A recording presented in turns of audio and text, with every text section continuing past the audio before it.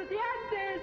Esos somos unos estudiantes que el pueblo de México sepa que somos sus hijos, somos la juventud. Tú te ibas a esperar la respuesta de tu presidente, que al ver que estabas ahí, que eras joven, que eras estudiante, que eras idealista, te iba a dar una respuesta, te iba a dar una respuesta adecuada, porque tú no estabas pidiendo nada fuera de la razón, porque tú estabas luchando por algo en lo que creías y que te habían enseñado desde chico que era valioso. Tu bandera, tu patria, tu himno, tu todo. El CNH comprendió los costos de los excesos verbales y simbólicos de la noche anterior. De inmediato reiteró su disposición al diálogo. Aún así, los signos de endurecimiento aumentaron. El ejército apostó tanques en las afueras de la universidad y del Politécnico días antes del informe presidencial. Hemos sido tolerantes hasta excesos criticados, pero todo tiene un límite. Y no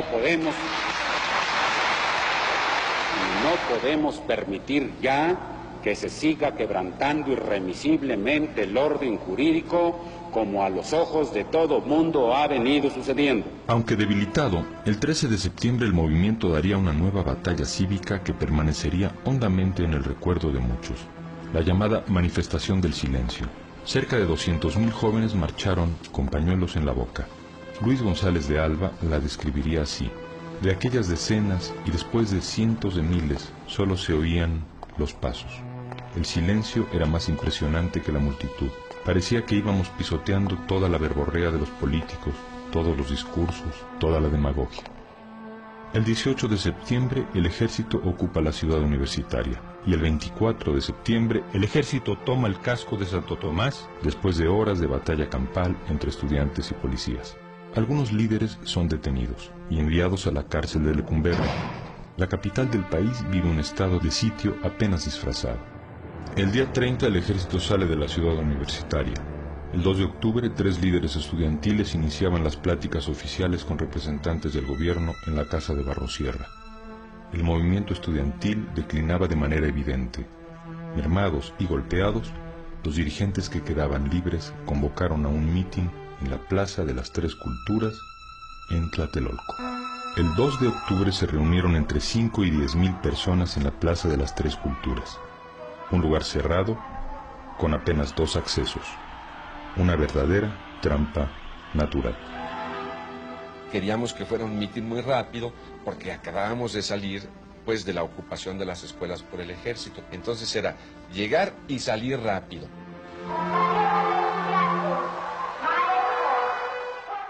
Había una orden del CNH a todos sus miembros de no estar allí. Nadie más que el que iba a hablar. Y estábamos todos.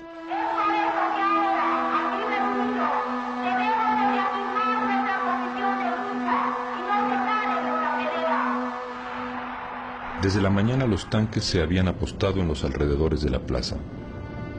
Junto a ellos, los soldados limpiaban sus bayonetas. Me dijeron algunas personas que llegaban allí, oye Luis, hay gente muy rara, hay unos muy pelones y traen un guante o un pañuelo blanco en la mano izquierda.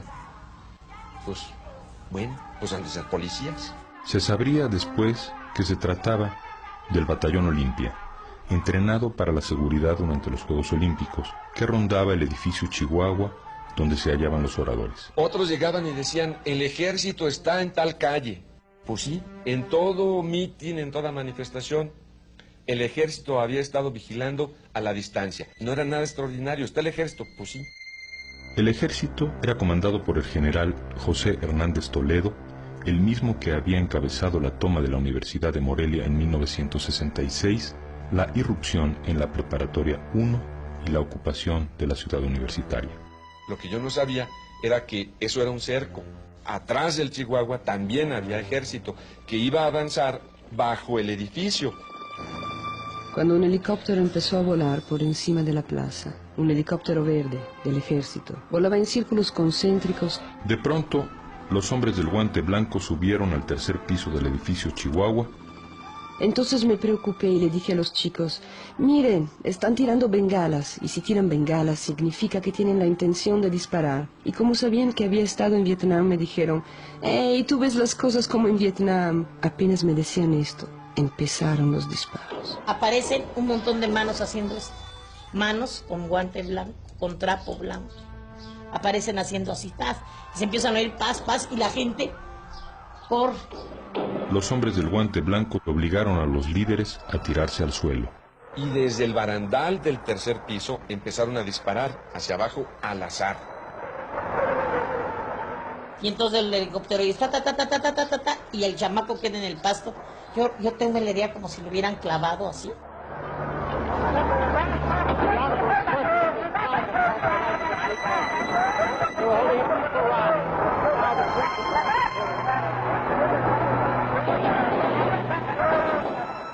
Entonces hubo un momento en que los que estaban disparando desde el barandal en el tercer piso hacia abajo, le dieron a soldados que en ese momento traspasaron el borde del edificio y le empezaron a disparar al batallón Olimpia.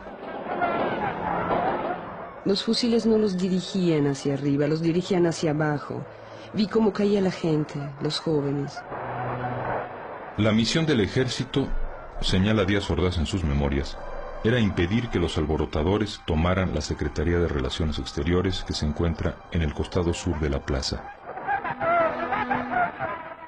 Los disparos venían de todas direcciones. Me sentí herida y gritaba que estaba herida, y mis gritos y los de los demás quedaban ahogados por las ráfagas de ametralladora.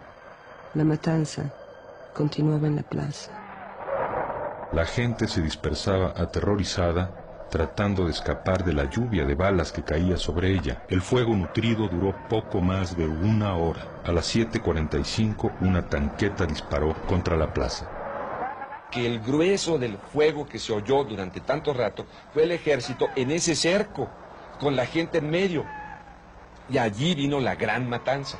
En su descripción de los momentos cruciales, el presidente señala: están disparando desde los altos de uno de los edificios cercanos. Son ellos los que están disparando. La balacera dura poco. El ejército respondió a los tiros que no sabía bien de dónde venían. La balacera continuó hasta las 11 de la noche. La lluvia comenzó a caer mezclándose con la sangre. Todavía al día siguiente se siguieron escuchando tiros aislados. Los detenidos esa noche fueron más de 2000. Muchos fueron desnudados, golpeados, vejados. Hay redada de agitadores, prosigue la versión presidencial. Los detenidos son llevados al campo militar número 1 para ser examinados. Se practica una requisa de metralletas. Hubo clara consigna de no dejar huella de la matanza. Se apagaron las luces de la plaza y sus alrededores y se cortaron las líneas telefónicas. El ejército amenazó a los fotógrafos y a un periodista extranjero, lo hirieron con bayonetas para obligarlo a soltar el rollo de su cámara. Se impidió la entrada de las ambulancias a la plaza. La censura informativa se extendió a los hospitales, donde la policía impedía el paso de quienes llegaban a preguntar por algún familiar. Se contaba con que iba a haber represión, con que podía haber represión, pero no de la magnitud con la que se dio el 2 de octubre. Fue una represión feroz, inusitada, cobarde, que cortó de tajo con el movimiento y con la vida de más de 300 mexicanos. Por fin habían ganado sus muertitos, escribió Díaz Ordaz. En su opinión, lo habían logrado asesinando a sus propios compañeros. El 3 de octubre, la prensa habló de unos 20 muertos. En un libro publicado 3 años después, Elena Poniatowska citó el testimonio de una madre que desde una ventana buscaba a su hijo y que contó 65 cadáveres en un solo lugar. Díaz Ordaz, 9 años después de la matanza, concedió que murieron 40 personas entre estudiantes y militares. La cifra real se desconoce porque los cuerpos desaparecieron. Es probable que fueron quemados. A la mañana siguiente, recuerda un testigo, la plaza estaba roja de sangre que quisieron cubrir con aserrín. No es casual, declaró Octavio Paz un mes más tarde, que los jóvenes hayan caído en la antigua plaza de Tlatelolco. Allí precisamente se encontraba, decía Paz, el templo azteca, Teocalli, donde se hacían sacrificios humanos. Los versos de un poeta náhuatl describían con exactitud lo ocurrido. Y el olor de la sangre mojaba el aire, y el olor de la sangre manchaba el aire.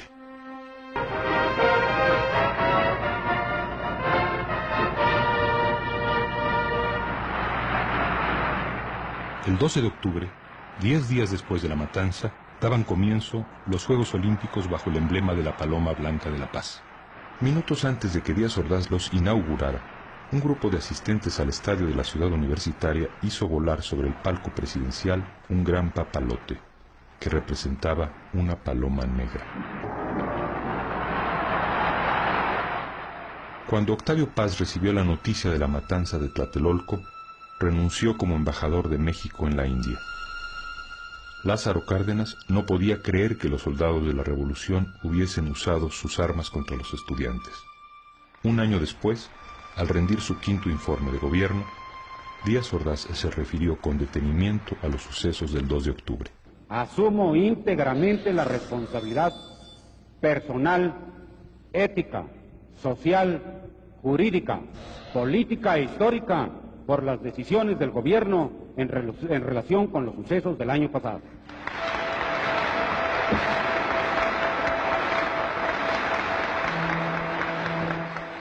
Al término del informe, un experimentado político le comentó a otro: el tapado es Echeverría. Colocando sobre sí toda la responsabilidad por la matanza, Díaz Ordaz le franqueaba a su secretario de Gobernación el camino a la presidencia. Díaz Ordaz estaba seguro de haber resuelto el rompecabezas de la conjura contra México. Lo cierto es que careció de tranquilidad el resto del sexenio. Sus problemas gástricos empeoraron. En 1970, Díaz Ordaz arribó al Estadio Azteca en un helicóptero. Debía inaugurar el Campeonato Mundial de Fútbol y se sometería al veredicto público. El repudio fue general. Lo recibió un plebiscito de chiflidos e insultos. Declaro solemnemente inaugurado el 9º Campeonato Mundial de Fútbol, Copa Jules Rimet.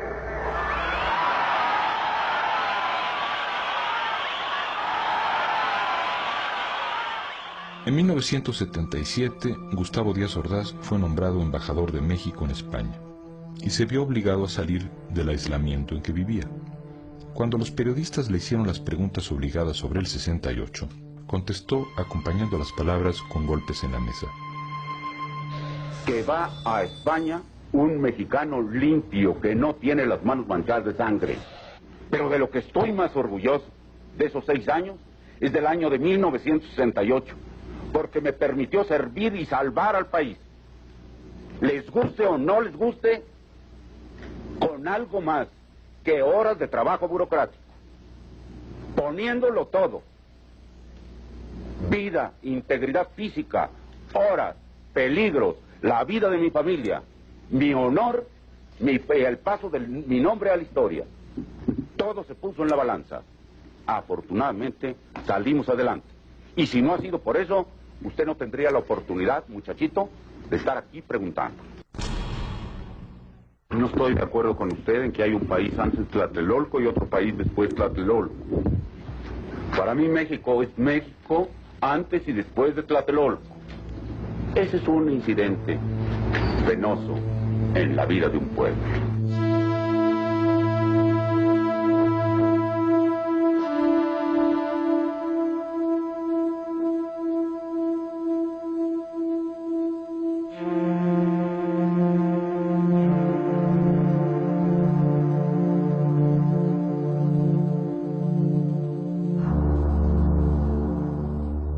Díaz Ordaz murió en 1979 de cáncer en el colon.